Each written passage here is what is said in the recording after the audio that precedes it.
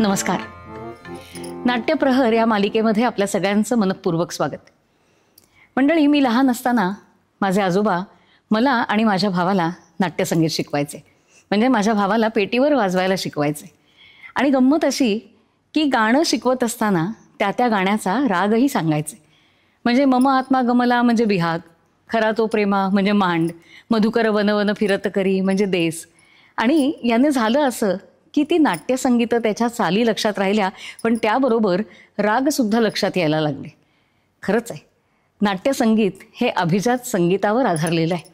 आणि मुळामध्ये आपल्याकडे अभिजात संगीतसुद्धा इतकं समृद्ध आहे.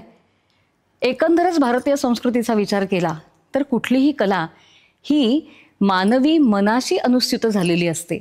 त्यामुळे मानवी मनाचा त्याच्यामध्ये नक्कीच विचार केलेला असतो. तसंच अभिजात संगीतामध्ये सुद्धा एवढे राग आहेत, पण त्या सगळ्या रागांचा सुद्धा कुठेतरी मानवी मनाशी नक्की विचार झालेला आहे. आणि म्हणूनच हे रागसुद्धा वेगवेगळ्या प्रहरांमध्ये वेगवेगळ्या पद्धतीनं विभागले गेले. म्हणजे असं की आपल्याकडे सत्व, रज आणि तम हे 3 गुण असतात.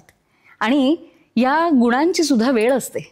म्हणजे असं की सकाळी अगदी भल्या पहाटे समजा एखाद्या चोराला जरी सांगितलं ना की हे घे किल्ली आणि फोड हे दार, तरी कदाचित तो करणार नाही. आजच्या काळातलं माहिती नाही, पण तो करणार नाही. कारण तो सकाळचा प्रहर, ती सकाळची वेळ इतकी सुंदर असते आणि मुख्य म्हणजे आपल्याला अंतर्मुख करणारी असते. त्यामुळे त्या प्रहरातले राग हे सुद्धा त्या पद्धतीनं बांधले गेले. हा सगळा विचार अभिजात संगीतामध्ये आहे. अर्थात नाट्यसंगीतामध्ये प्रहरानुरूप संगीत असा विचार झालेला नाही. पण प्रकाश भायदे हे जे संगीतप्रेमी आहेत, त्यांच्या मनामध्ये अशी कल्पना आली की जर असा विचार केला तर, आणि त्या पद्धतीनं जर गाणी आपण ऐकली तर, म्हणजे प्रहरामध्ये जे राग आहेत त्या रागांवर आधारलेली गाणी आहेत, असा 8 प्रहरांचा आपण विचार केला तर, हीच कल्पना जी त्यांच्या मनामध्ये होती ती संकल्पना इथे मांडतोय. मालिकेचं म्हणूनच नाव ठेवलं आहे नाट्यप्रहर. मंडळी, कथा अशी सांगितली जाते की एकदा इंद्रदेव जगाचा कारभार बघता बघता अगदी त्रासून गेले, दमून गेले, कंटाळून गेले. आणि म्हणून ते ब्रह्मदेवाकडे गेले आणि ब्रह्मदेवाला म्हणाले, देवादिदेवा, मला मुक्त करा बरं या जबाबदारीतनं. ब्रह्मदेव म्हणाले, अहो तुम्हीच असं म्हणालात तर जगाचा कारभार सांभाळणार तरी कोण? मग इंद्रदेव म्हणाले, मग असं करा ना, माझा कंटाळा जाईल असं काहीतरी करा, मला उत्साह मिळेल असं काहीतरी करा, एखादं खेळणं निर्माण करा. त्यावर ब्रह्मदेव म्हणाले, खेळणं नाही पण खेळ नक्की निर्माण करू. आणि हा खेळ म्हणजेच 5वा वेद अर्थात नाटकाचा खेळ.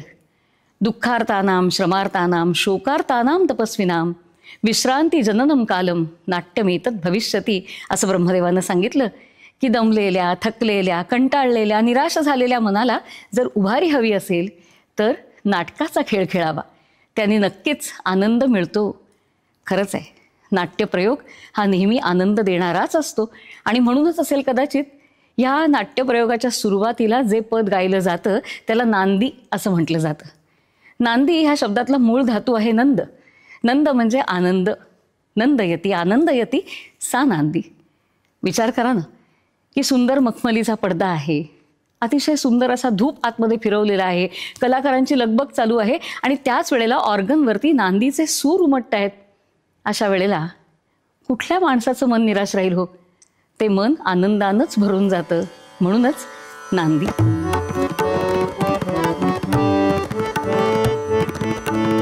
पंचतुंड नररुंड मालधर, पंचतुंड नररुंड मालधर, पार्वतीश आदि नमितो, पार्वतीश आदि नमितो, विघ्नवर्गनग भग्नकराया, विघ्नवर्गनग भग्नकराया, विघ्नेश्वर गणपति मगतो, विघ्नेश्वर गणपति मगतो, पंचतुंड नररुंड मालधर, पंचतुंड नररुंड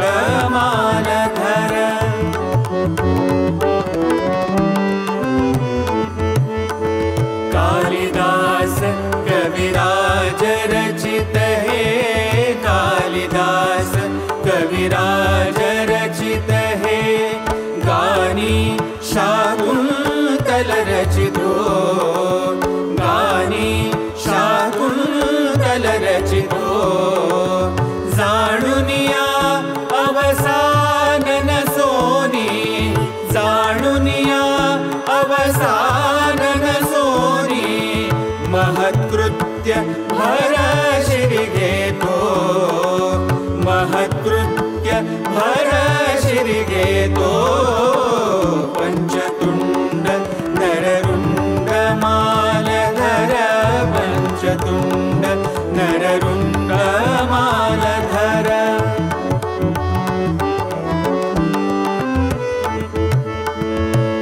ईशवराचा लेश मिळे तरी ईशवराचा लेश मिळे तरी